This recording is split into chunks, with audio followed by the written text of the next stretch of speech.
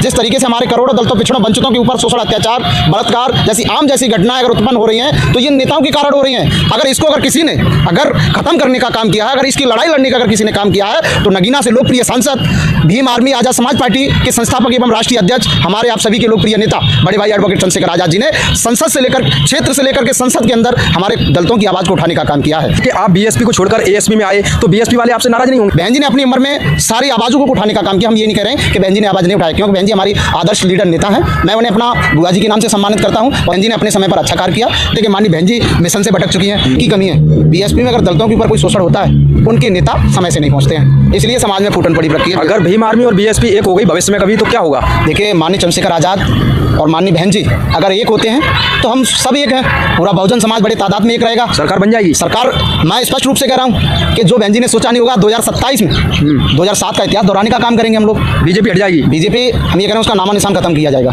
मुस्लिम समुदाय के ओवैसी और चंद्रशेखर भाई और मायावती जी अगर ये तीनों एक हो जाए उत्तर प्रदेश के अंदर चुनावी रणनीति में, फिर क्या होगा? देखिए, फिर तो कुछ कहने का सवाल ही नहीं बचा मेरे। क्यों नहीं बचा?